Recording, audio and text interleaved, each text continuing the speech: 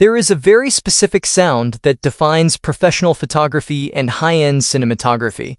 It is the sound of a legacy shifting on its axis.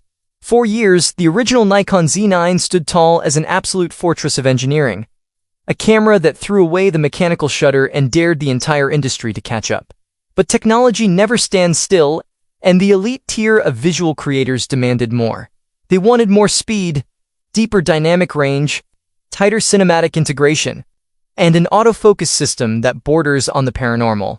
Nikon didn't just listen to those demands. They went back to the drawing board, locked themselves in their optical labs, and forged a machine that leaves no survivors. This is the Nikon Z9 Mark II, and it is the most dangerously capable professional tool ever put into the hands of a creator. If you think you know what flagship performance looks like, prepare to have your perspective entirely shattered. Because what Nikon has packed into this iconic, weather-sealed magnesium body is not just a minor processor bump. It is a tectonic shift in imaging capability.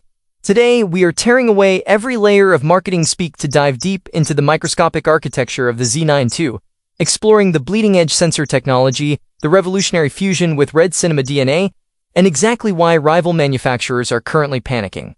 Lock in, turn up your volume, and do not look away, because the absolute pinnacle of human engineering has arrived, and it is changing the game forever.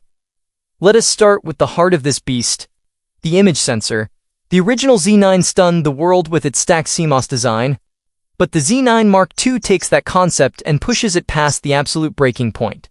We are looking at a completely re-architected, ultra-high-resolution stack sensor that reads data at speeds that render traditional rolling shutter artifacts a distant memory of the past.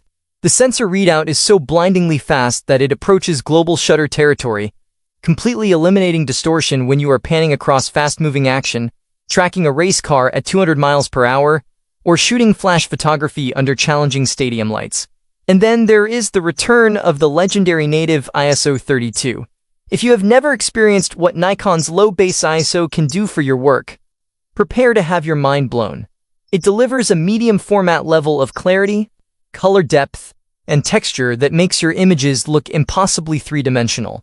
You can shoot directly into a blinding midday sun, completely underexpose your shadows to protect your highlights, and then drag those shadows out in post-production with zero color noise, zero banding, and absolute structural integrity. The dynamic range is so vast it feels